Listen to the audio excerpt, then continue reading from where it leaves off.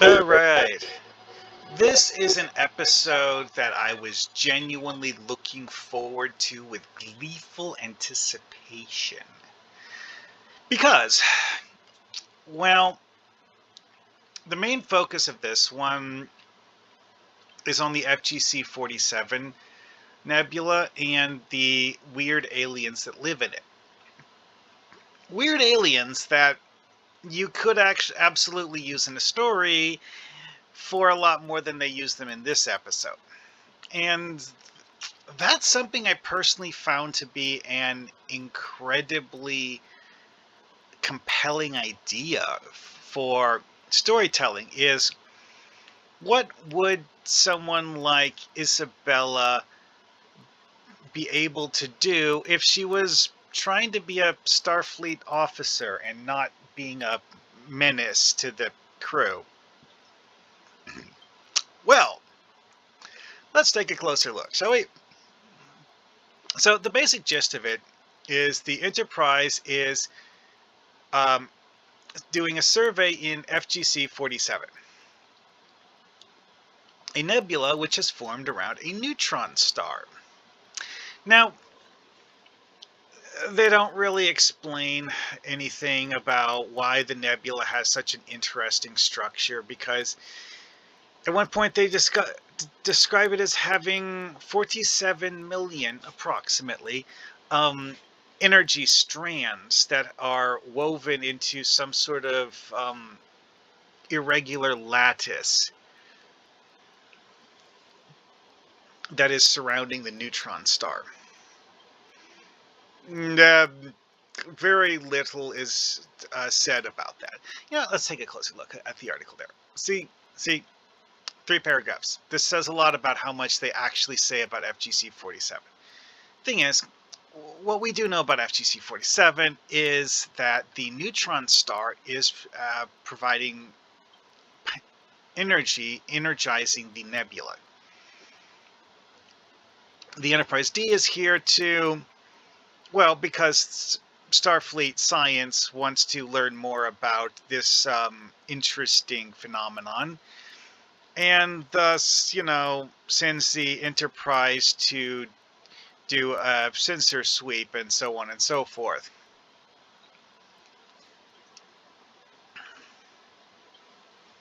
And the FGC 47 life forms, yeah. How many of them are there? Oh, there's a lot of them. Okay. I'm going to get back to that later, though, because the nebula itself, the premise of we want your crew to go examine this thing that we haven't fully examined yet. Simple, easy plot hook. Very, very well. Like I said, easy plot hook. It's very easy to use. All right, so let's see. Trionium. What was that? Oh, yeah. It doesn't actually say anything about what trionium is. All right, so other things about this episode. Because of the way this one is set up, the A and B plot are actually both about the FGC 47 life forms, just from different perspectives. See, Clara Sutter and her imaginary friend Isabella. Yeah, this is what Isabella really looks like. This little glowing orb.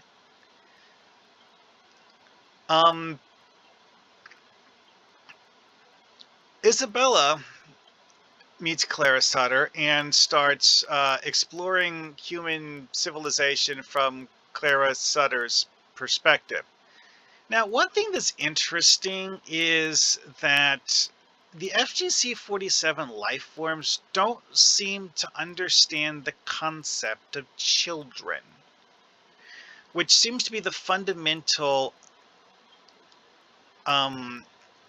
basis of the misunderstanding that Isabella has about human civilization, which, early in the episode doesn't really take root. Late in the episode, Isabella is genuinely pissed at Picard for the way he treats children. Then Picard has a heart-to-heart talk with Isabella and manages to talk Isabella out of being angry about it. And then episode's over. Everyone gets to go home now. Honestly, the way I described it made it sound simple, but the way it played out was juicy enough to be an interesting story. Now, this is one of those things where the story as written, because of the fact that so much of it is from the perspective of people who aren't main cast, like they have major parts of the story involving Clara Sutter, Clara's father, who is a minor crew member who we don't see in any other stories that I can think of. Also, this is an episode that has Guinan in a rather large role. All of those things are parts of the episode that would presumably be non-player characters.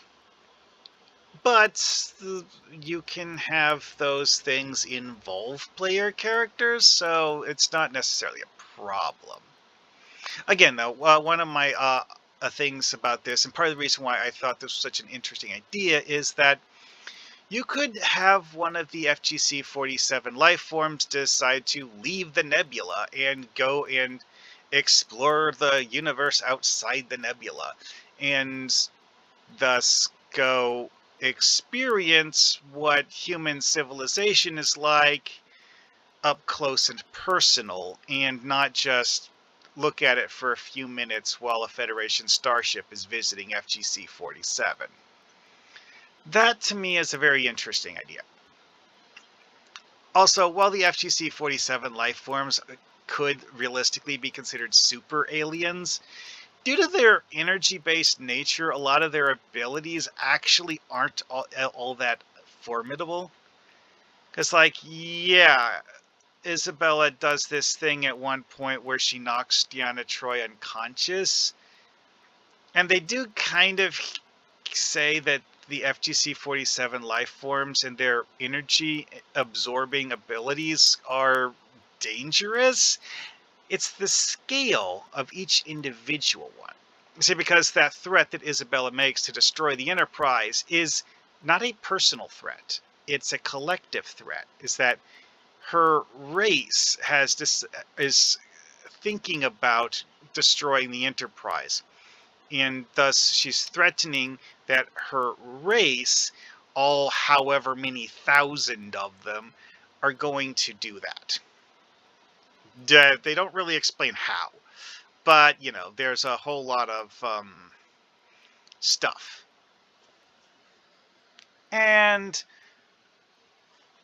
so the other parts of this one.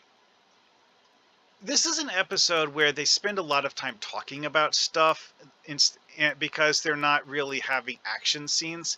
Like, the only fight scene is the one where Isabella stuns Troy. The explanation for how that works is a bit odd. I don't remember any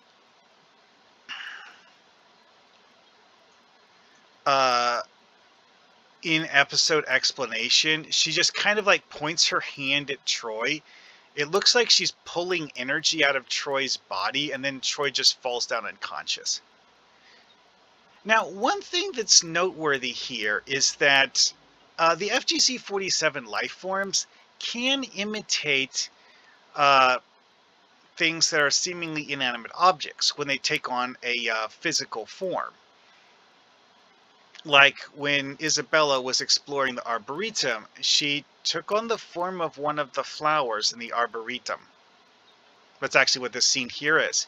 So she's in the process of floating into one of the flowers and copying the shape of one of the flowers. Why exactly is that? Again, Isabella had very little knowledge of humanoids. And this was a first contact situation. The FGC-47 life forms had never encountered humanoids before, apparently. Or if they had, they just seen them from a distance and hadn't interacted with them. So they just don't understand humanoids at all. At that time, anyways. Using them later on, you could, have that to be a lesser thing if you're using it in your own game.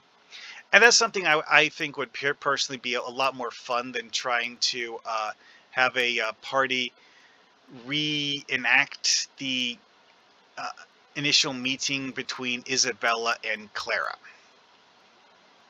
I mean, sure, it could be interesting, but.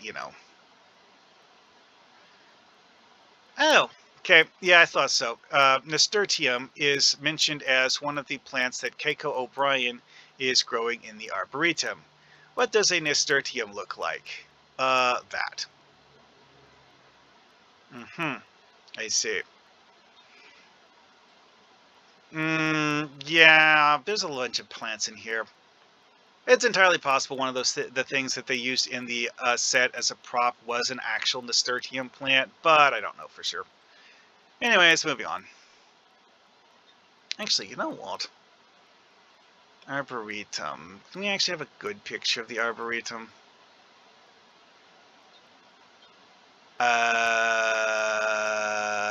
Nope.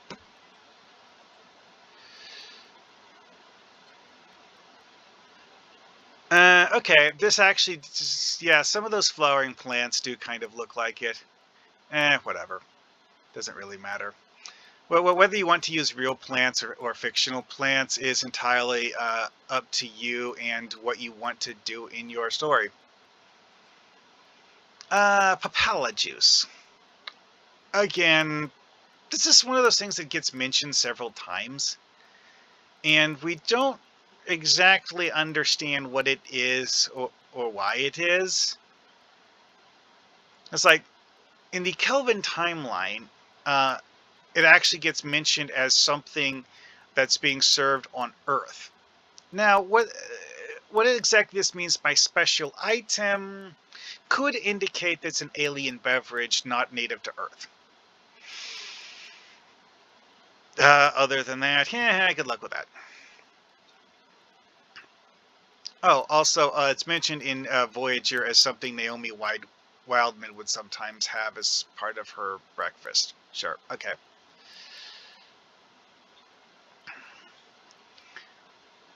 Again, it's one of those things that's literally put in the story just to give it a little bit of flavor. Nothing more. Alrighty, moving on. This is something that it's not entirely clear if it's real. See, because Guinan talks about one as an imaginary friend. Then later on, she talks to Ro Laren and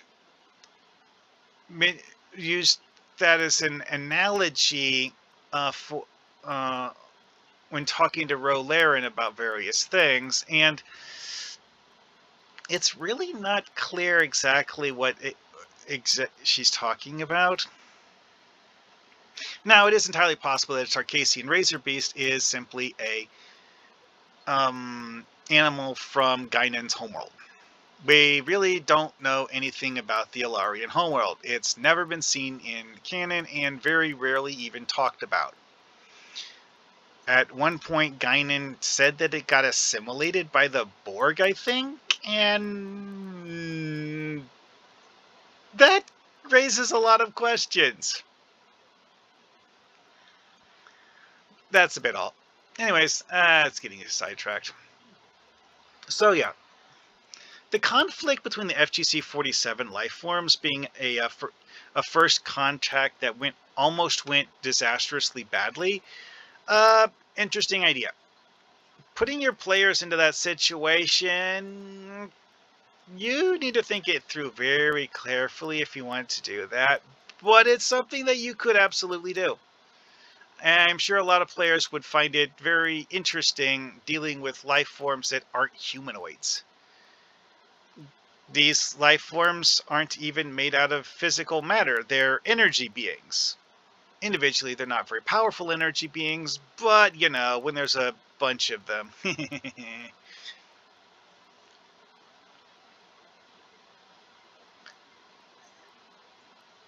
And I think that's about it for this. Like, this is an episode with a very fun premise, very interesting concepts thrown around. And because of that, you get to see the ship from a different angle than you would otherwise. And adapting that into a TTRPG, yeah, if your story wants to go there, oh yes, this is a great source of inspiration. If not, well, hey, there's other things. See you later.